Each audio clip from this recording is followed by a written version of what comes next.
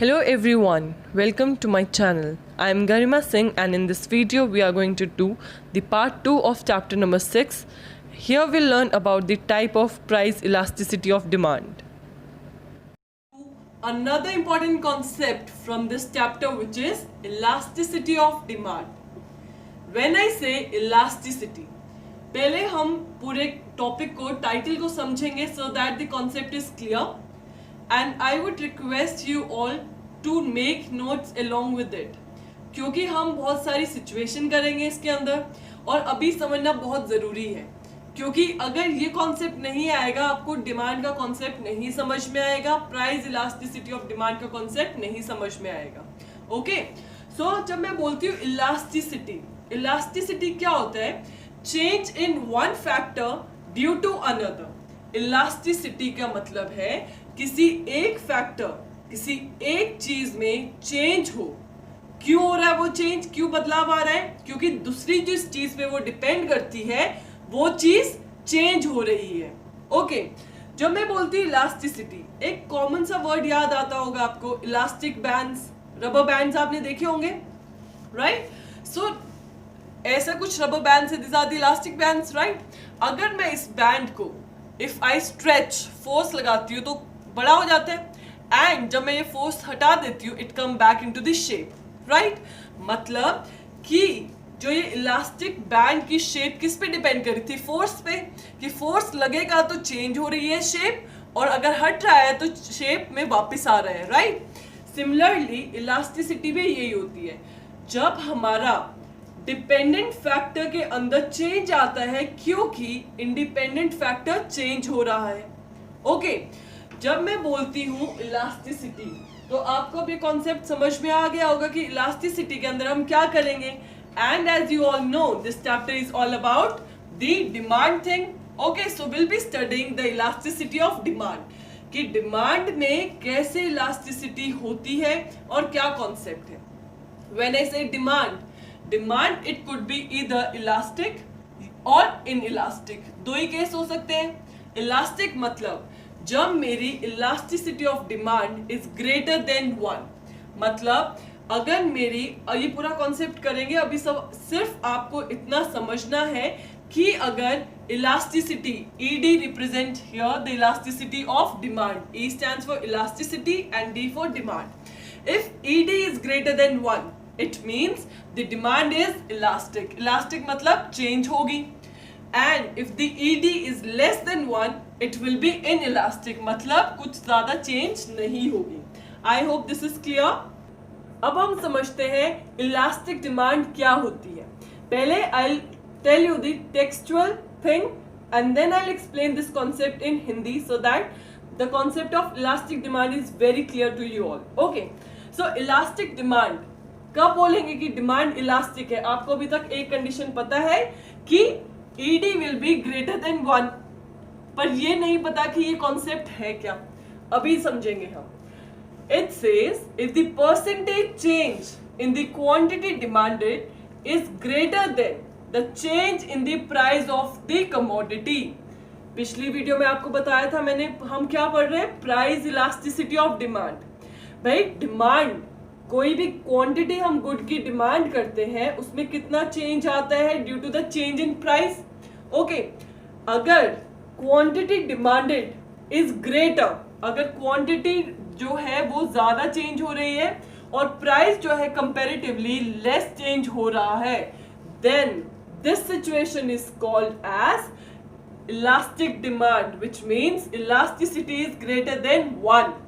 If I give you the example, if I say आप mall गए हो, आपने देखा है आपकी फेवरेट ब्रांड पे अप टू 10% और 30% सेल लगी है, राइट? अप टू मतलब मैक्सिमम आपको भी 30% तक सेल मिलेगी. कुछ प्रोडक्ट होंगे जिसपे 10% सेल है, किसी पे 5% सेल है, किसी पे 20% सेल है, राइट? तो अप टू क्या होता है कि वो डिपेंड करता है. आपने देखा कि सेल है, कुछ प्राइस कम हुए, you will quickly run to the showroom and buy the favourite product from that brand. अब प्राइस में इतना कुछ खास गिरावट नहीं आई थी, प्राइस कोई इतना ज्यादा कम नहीं हुआ था, जितने की क्वांटिटी डिमांडेड इंक्रीज हो गई है, राइट? तो इस सिचुएशन को हम क्या बोलते हैं? This is called as the elastic demand. भाई प्राइस ऑफ द कमोडिटी, क्योंकि प्राइस इलास्टिसिटी ऑफ डिमांड कर रहे हैं हम, ओके तो प्राइस में इतना चेंज नहीं आया जितना क्वांटिटी में चेंज आ गया है, and this is what the elastic demand is all about. Then comes the concept of inelastic demand. Inelastic में इलास्टिक का ऑपोजिट हो जाएगा, राइट? तो percentage change in the quantity is less than the change in the price of the commodity. मतलब जो quantity है वो कम चेंज हुई है as compare to change in price, okay. Therefore इस केस में क्या हो जाता है? Elasticity of demand is less than 1। अगर लेस देन 1 है इट मीन्स कि हमारी डिमांड इन इलास्टिक है। फॉर एग्जाम्पल मैं यहाँ बोलती हूँ कि आईफोन का एग्जाम्पल देती हूँ। आईफोन क्या है, जैसे उसके प्राइस कम भी हो जाए, ओके प्राइस कम हो गया लेकिन अभी भी उस लेवल का नहीं आया कि हर कोई उसको अफोर्ड कर सके, राइट? तो क्वांटिटी डिमांड में कोई इतना खास फर्क नहीं आएगा चाहे एप्पल अपना प्राइस कम भी कर दे। सो या क्वांटिटी डिमांडेड इतनी चेंज नहीं हुई है कि जितना प्राइस चेंज हुआ था। Therefore here the demand will be inelastic. Now let's see the different distinguished situations of elasticity of demand. 3 situation है।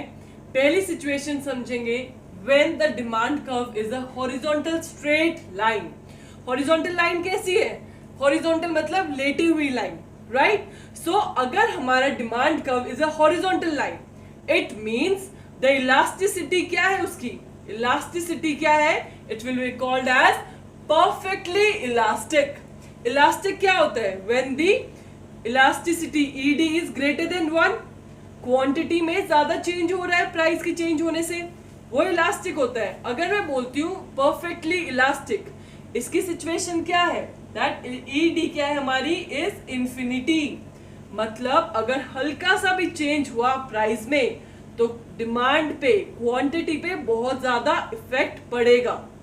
इफ आई से अगर इंक्रीज हुआ प्राइस में 4 से अगर 1% भी प्राइस में इंक्रीज हुआ तो डिमांड मेरी क्या है? इट विल कम टू 0, कि बहुत ज्यादा इफेक्ट पड़ रहा है चेंज इन प्राइस की वजह से, राइट? सिमिलरली अगर मेरा यहाँ प्राइस डिक्रीज होता है, डिक्रीज होगा तो demand will automatically increase. Inverse relation है। Let's see and understand it with the help of a diagram here. So on my x axis I have the quantity and on y axis I have the price. This is what the relation is, कि inversely proportional है, दोनों एक दूसरे से opposite direction में जाते हैं ना। अगर यहाँ देखो तो यहाँ प्राइस कितना है? 4। डिमांड कर्व है मेरा 4 पे। अगर ED इज इंफिनिटी और इट इज परफेक्टली इलास्टिक, इसका मतलब ये है 4 प्राइस पे क्वांटिटी वेरी कर सकते हैं, कोई ज्यादा खरीद सकता है, कोई कम खरीद सकता है। लेकिन अगर मेरा प्राइस 5 हो जाता है इधर, directly my demand will come to 0। This is the meaning of perfectly elastic। भाई 4 रुपए से 1 पॉइंट पैसा भी कोई ऊपर नहीं खर्च करेगा। अगर इतना इफेक्ट होगा प्राइस चेंज से क्वांटिटी डिमांडेड पे, then it will be called as perfectly elastic demand।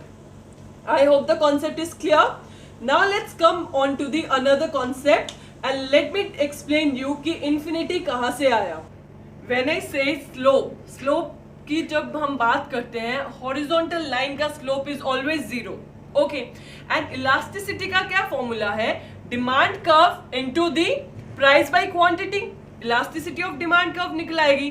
तो डिमांड कर्व का हम क्या लेते हैं? Slope of demand curve. The formula will be 1 by slope of demand curve into P by Q। Slope क्या है? 1 by 0। No matter what is the price और the quantity, जो भी चीज 0 से डिवाइड होगी the result will be infinity, right? And this is the reason why in case of perfectly elastic demand curve ED is infinity. I hope the concept of the perfectly elastic demand curve or a straight line demand curve is clear to you all. See the second condition here. So the second situation is a vertical straight line demand curve. Vertical मतलब अब हमारी demand curve कैसा है? सीधा खड़ा हुआ है, right? So in this case, the elasticity of demand is 0, and this case will be the case of perfectly inelastic. आपको एक बात समझ में आ गई होगी कि दोनों situation elastic and inelastic are totally opposite. अगर मेरा perfectly elastic was horizontal, then my perfectly inelastic will be vertical, right? Learn हो जाएगा आपको इससे कि oppositely चलते हैं. In this case, my ED is 0. Elasticity for demand is 0. मतलब कोई change नहीं होगा. When there is change in price, it will lead to no effect on the quantity demanded. भाई प्राइस चेंज हुआ लेकिन उससे क्वांटिटी पे कोई फर्क नहीं पड़ेगा. Let's see it and understand with the help of this diagram here. Again, on my x-axis I have the quantity and on y-axis I have the price. DD is my demand curve and my quantity demanded here is 4, right? अगर चाहे मेरा price 2 है, चाहे वो 4 हो जाए, 6 हो जाए या again it will come back to 2.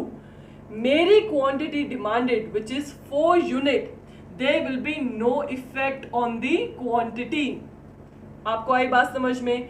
Therefore my demand curve is vertical. भाई quantity आप देख रहे हो 4 ही है, चाहे price 2 है, 4 है, 6 है, and this is what? This is the case of perfectly inelastic. मतलब price increase हो, decrease हो, कोई फर्क नहीं पड़ेगा. Quantity will remain constant or will remain same.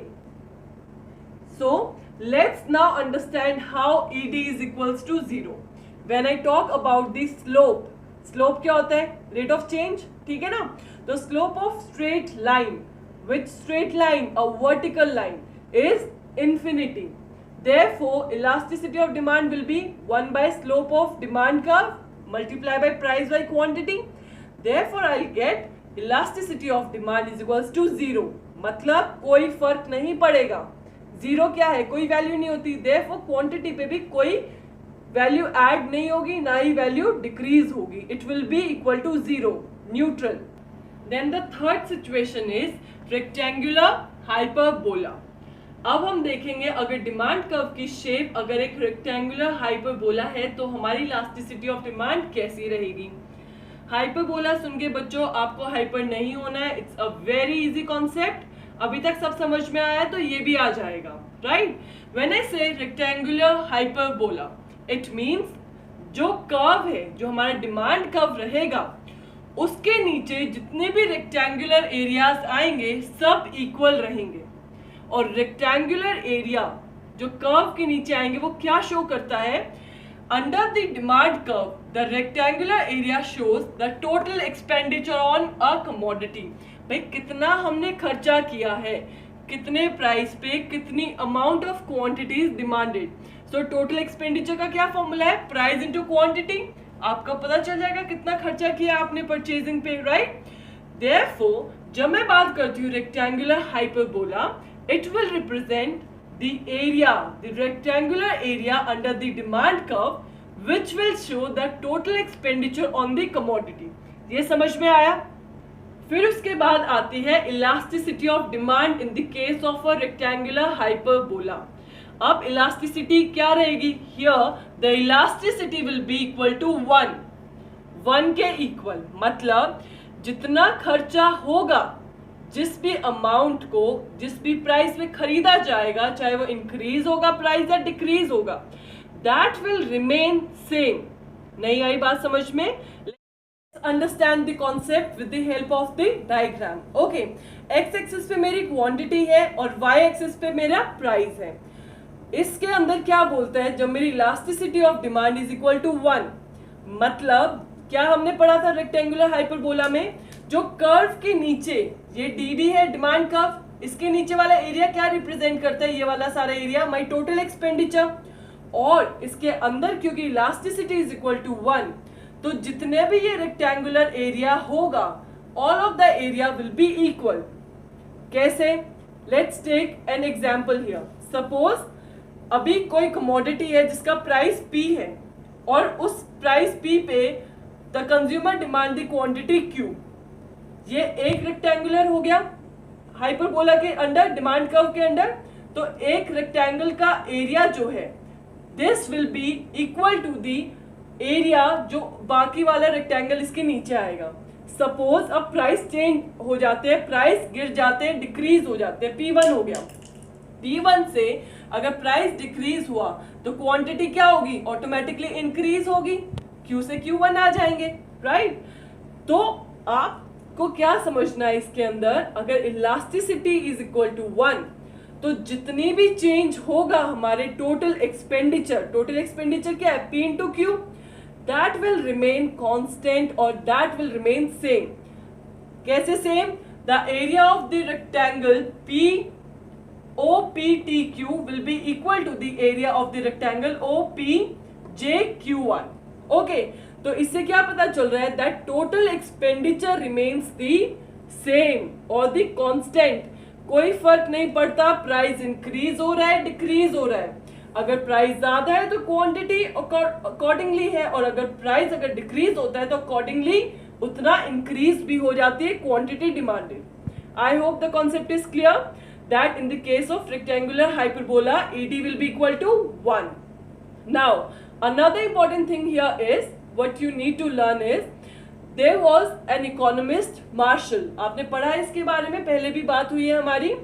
So he defined ED is equals to 1, which means when elasticity is equal to 1, this case is also known as unitary मतलब 1, unitary elasticity of demand।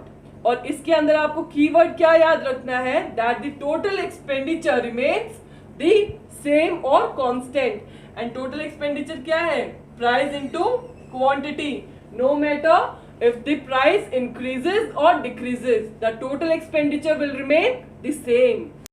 Now let's see the factors affecting the price elasticity of demand। ऐसे क्या क्या factors हैं जिससे price elasticity of demand में change होगा या फर्क पड़ेगा, right. Number 1 factor here is nature of the commodity. अब वो कमोडिटी का नेचर क्या है, whether that commodity is a necessity good like salt, whether the commodity is a luxury good like cars, और it is a complementary good like bread and butter।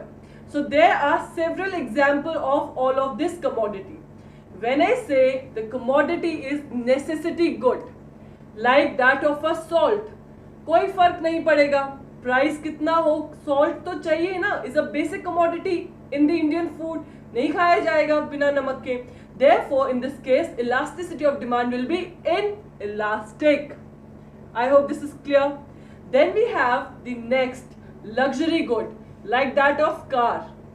अब car क्या है, luxury good है, जितनी ज्यादा जिसका जैसा टेस्ट है वो वैसे खरीदता है, right.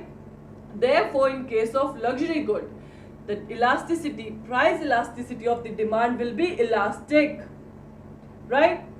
After that we have the complementary good जो एक दूसरे के साथ चलेंगे like bread and butter, shoe and laces, pen and ink. Okay, तो इनकी जो डिमांड है price elasticity that will be moderate, भाई बीच बीच की मीडियम सी रहेगी इलास्टिसिटी।